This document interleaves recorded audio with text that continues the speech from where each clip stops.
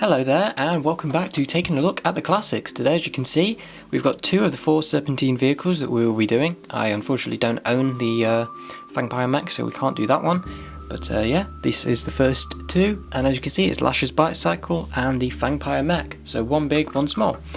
So we'll start with Lasha's bike cycle. This was released in the summer of 2012. So there you can see the front there, Lloyd's ZX. Then the win on the back.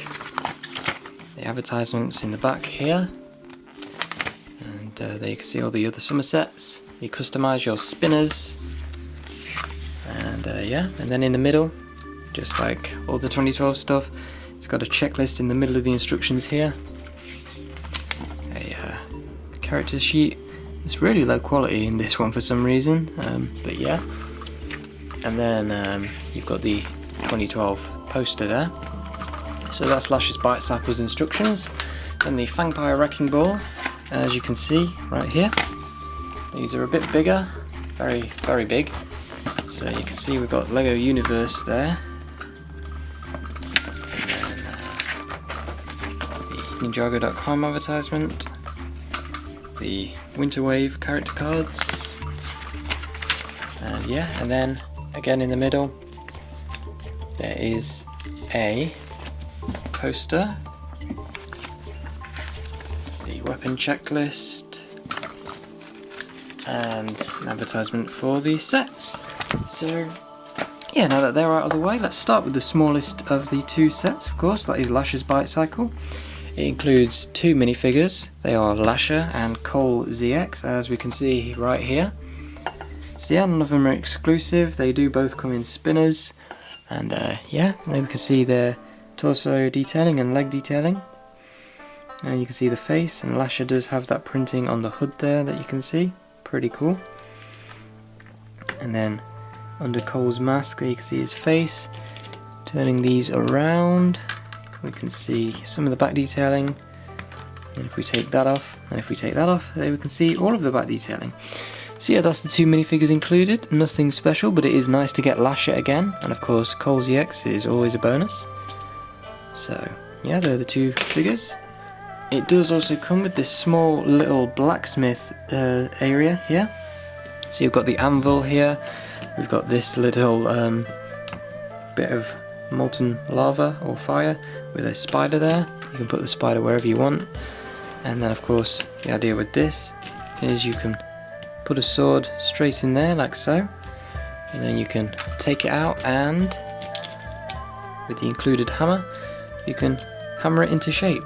So yeah, that's pretty cool. And then of course on here you've got a weapons rack, and currently on there you've got this spear and this lance over here. So yeah, it's just a nice little terrain piece you can put in the corner somewhere. You could kind of put it in the monastery if you wanted to, or wherever you want to have your own little blacksmith shop. So yeah, that was a nice little inclusion to this set. And then of course the main attraction with this set was Lasha's bike cycle. So of course this is one of the Fangpyre vehicles, and the only one that didn't come with a Fangpyre minifigure. So there you can see, it is of course a motorbike. Kind of resembles Kai's blade cycle a little bit, where it comes down at the middle there. You can see the purple flames in the back there. We've got some TNT, flickfire missiles. There's one on each side. You can just flick those out at Cole if you want to. You can see the top there, some of the stickers, and you can see the snake face on this on each side. There is no tongue because there really isn't space to put one. There's the wheel straight under there, under the head there, as you can see, and that does lift up and down, so if you want to kind of bite down on something you can. And there's a little window there as well.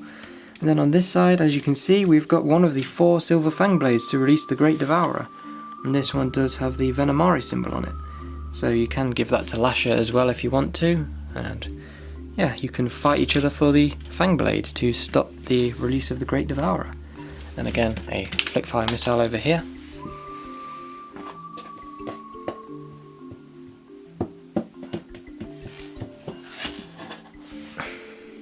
And then of course you can reload that. And again, the purple flames here. And then one last thing is you've got this big tail at the back here, so you can turn this however you want. You can twist this like so, it is on ratchet joints. You can twist this one as well, and then this one, as you can see, it breaks off if you move it to the side. That's because this one just goes up and down, so you can have this in whatever position you want really. You can kind of get a lot of different positions with the tail, like so. So yeah, that's really all there is to Lasha's bicycle. And then of course you can just sit Lasha in there and he can drive the bicycle. So yeah, it's a pretty good set, and yeah, it's a nice little Fangpyre vehicle, and of course it was the cheapest one you could get, I believe. So yeah, that's the bicycle out of the way. Next up, we have got the Fangpyre mech. This one does have 3 minifigures. As we can see, we have got Kendo Cole, Lloyd Garmadon, and Fangdam. So yeah, starting with Kendo Cole, as you can see, he's got this weapon here. It's a double-bladed axe. And yeah, there is the figure. So nothing exclusive in this. He did come in some other sets. You can see the face. And then of course the torso is just the 2011 suit, so there's nothing special about that. And yeah, there's the back. So of course, putting all the armour back on, we can take a look at the back of the Kendo armour and the headpiece there. So yeah, that is Kendo Cole. Pretty nice inclusion. And then we've got Lloyd Garmadon. So you can see he's got the Fangpyre snake staff, and then this weapon with the purple bits on it, purple blades. There you can see his torso detailing resembling Lord Garmadon. You can see the green under there, foreshadowing he would be the Green Ninja. And then there is no back detailing on him, and then you can see his second face where he's smiling. And yeah, nice to get Lloyd Garmadon. And of course, Kendo Cole and Lloyd were in booster packs, and then Fangdam did have a spinner of his own, so of course here he is. And there's all of his printing, as you can see, and then the back detailing underneath the headpiece.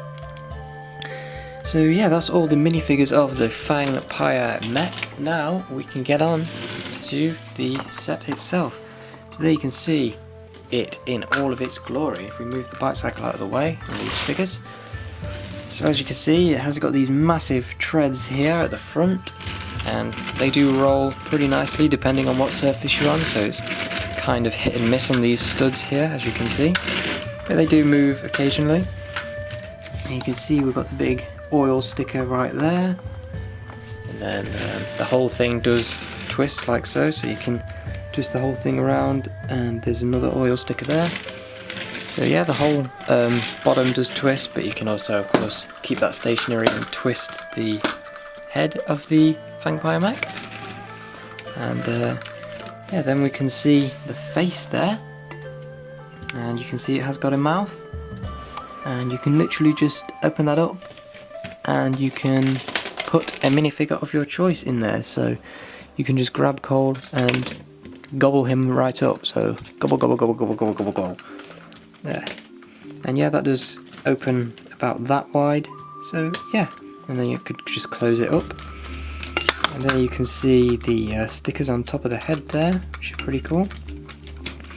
And you can probably see in this crate here, we do have 2 of these red vipers. So yeah, you can also give them to Fangdam and he can use them to attack the ninja if you want. And in the back here you can see we've got a toolbox, but inside there it is just empty. We've got some lights at the back here, another toolbox, which is again empty. And yeah, then we've got the cockpit over here. There's a purple flame that you can move about if you want to, but you can just keep that up. There is supposed to be a little yellow gear stick here, but I don't have that. And you can open that up and you can put whoever you want in, but obviously you're kind of supposed to put Fangdam in, and then you just close this up over the top of him like so. And there you can see what's in there. You've got a red button and then that little control panel, which on the back of that there is a light there, so yeah. And you can see the stickers at the top there on the back, and then this tail is on a big ratchet joint and it can twist in any direction you want, which is very good. So you can twist that and it can come pretty much all the way down like so, as you can see. So you can kind of use the tail to attack some ninja. So if we get Lloyd here, we can jab him away, as you can see. and then yeah, the whole tail can lift back up, and these are all on ratchet joints, so again, like with the Lash's bite cycle, you can twist it into as many shapes as you want, so you can kind of have it coming down to kind of protect the cockpit there, or you can have it go all the way up to just kind of get some height, and it can of course go into the wrecking ball bit as well, so you can push it all the way through there. And yeah, if we pull that out of the way, you can see we have got the wrecking ball here. So of course this does move all the way back and all the way forwards, like so. So that is one way you can kind of use it to launch the wrecking ball. And then in the top here, as you can see, there is a little light that you can position however way you want. And then up here, as you can see, the wrecking ball is of course on a chain first of all. It is just these two wheel pieces that have been put together to form a wrecking ball. And you can see we've got the Fangpyre symbol there, and you can turn that, and sometimes it works, sometimes it doesn't, but you can turn it and it will turn the wrecking ball. But it's not too big of a deal, because if you turn around on this side, you can just twist this. If you put it in, you can just